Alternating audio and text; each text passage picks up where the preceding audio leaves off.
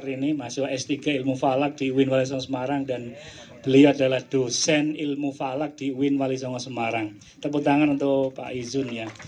Baik, Bapak Ibu sekalian, sedikit sambil menunggu kita detik-detik Ruyatul Hilal, ada hal yang penting ini. Tadi secara hisabnya jadi disampaikan bahwa posisi hilal itu ternyata memang sudah di atas ufuk. Menurut data hisab, sudah di atas ufuk. Dan sudah terjadi istimak jam 4 barusan tadi. Bapak Ibu pas mandi sebelum kesini. Kalau mandi, kalau enggak ya. Jam 4 istimak, jadi prosesnya kita sampaikan.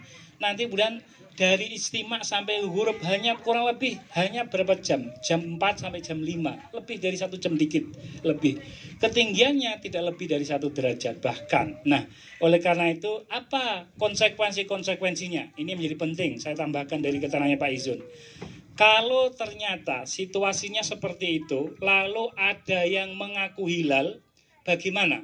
Bagaimana kalau tidak berhasil melihat hilal? Ini saya kira penting untuk disampaikan. Pertama, kalau ternyata semua ada di antara kita, atau bahkan seluruh Indonesia ini, ada yang melihat hilal, lalu apakah kita besok akan berpuasa? Seperti apa situasinya? Maka menurut ratifikasi dari itu dari 4 menteri agama, yaitu yang terkelompok namanya MABIMS, menteri agama dari Brunei, Malaysia, Indonesia, Singapura, itu bersepakat bahwa hilal kalau tidak dalam kondisi imkan atau belum memenuhi atau tidak mungkin terlihat, kok lalu ada orang yang mengaku melihat hilal, maka kesaksiannya ditolak. Ini nanti akan buktinya nanti akan kita lihat di sidang isbat, karena yang menolak bukanlah kita, bukanlah Pak Kakan Kemenak, nggak bisa. Itu nanti kalau belum jadi menteri agama baru mungkin. Tapi mungkin kalau sudah yang jelas itu ditolak karena berdasarkan kesepakatan 4 menteri agama. Jadi di bawah imkan atau belum menginginkan, kalau terlihat sangat mungkin itu akan ditolak. Itu pernah terjadi di 2011, beberapa waktu yang lalu pernah ada seseorang dosen ilmu falak yang juga karena saking ahlinya dia kemudian melaporkan melihat hilal.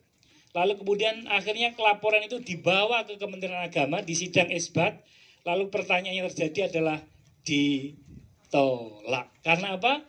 Tidak memenuhi kriteria imkan. Jadi apa kalau taruh yang tidak, ini berarti sia-sia? Sama sekali tidak. Justru kita bagian dari pembuktian bahwa memang kita berhasil atau tidak berhasil itu kalau kita lakukan. Kalau tidak lakukan, ya gimana kita bisa tahu gitu. Nah, salah satunya adalah itu. Nah, konsekuensi yang kedua, bagaimana kalau kemudian tidak berhasil? Nah, kondisi hilal tidak tidak memenuhi kriteria imkan. Lalu tidak ada yang bisa melihat. Di Indonesia saat ini lebih dari 60 titik Ru'yatul Hilal se-Indonesia. Lebih dari itu. Termasuk salah satunya yang di Jawa Tengah adalah di UIN Wali Songo Semarang. Apakah semuanya tidak berhasil melihat hilal? Bisa jadi. Atau bisa jadi ada yang melihat, tapi tadi kasusnya kalau melihat. Kalau ternyata tidak ada yang melihat hilal, maka dengan logika tadi, hadis dan ketentuan fikih selalu bilang, ketika memang hilal dinyatakan tidak terlihat atau tidak memenuhi kriteria imkan, maka kemudian akhirnya bisa ditetapkan hari berikutnya puasanya. Tapi ini tidak mendahului keputusan, karena keputusan selalu ada di tangan pemerintah. Bukan saya, bukan Mas Tasid, Pak Tasid, Pak Mutasid, bukan Pak Kabit, Pak Wata juga bukan, saya kira. Hanya melaporkan. Kewenangan mutlaknya ada di Menteri Agama. Jadi nanti akan diputuskan bersama-sama. Kita hanya melaporkan apa yang kita lihat. Kalau kesaksian kita diterima, ditimbang dulu. Kalau ditolak, ya biasa, nggak usah nangis, biasa saja. Jadi oleh karena itu, 2 konsekuensi penting dalam situasi hilal yang seperti ini. Maka kalau terlihat, kemungkinan akan ditolak. Kalau tidak terlihat, juga kemungkinan kita akan mengakhiri Sya'ban jadi 30 dan akhirnya memulai bulan puasa pada lusa hari. Saya kira itu Bapak Ibu sekalian, ini sudah mulai menjelang detik-detik kita untuk Ru'yatul Hilal, karena matahari akan tenggelam pada pukul 17.55.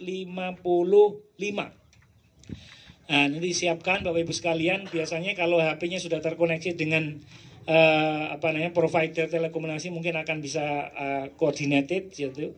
Maka kita akan lihat ini titik sudah sampai ke sana pada saat yang sama.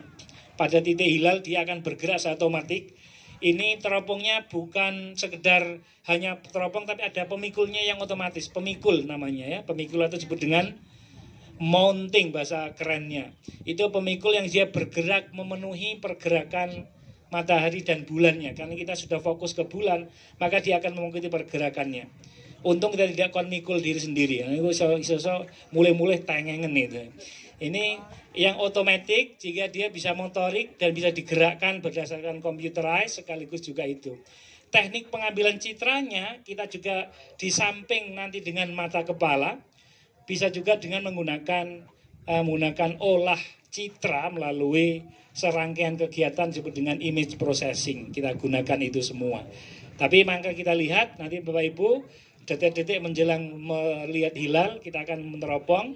Sekaligus juga untuk dokumentasi, nanti saya mohon Pak Kabid dan Pak Kakan Kemenak bisa ikut meneropong, nanti akan foto, minimal anggo laporan SPPD-nya. Baik, saya kira itu Bapak sekalian. Mungkin kalau sambil menunggu waktu, kurang lebih masih ada sekitar 11 menit, ada yang mau ditanyakan barangkali?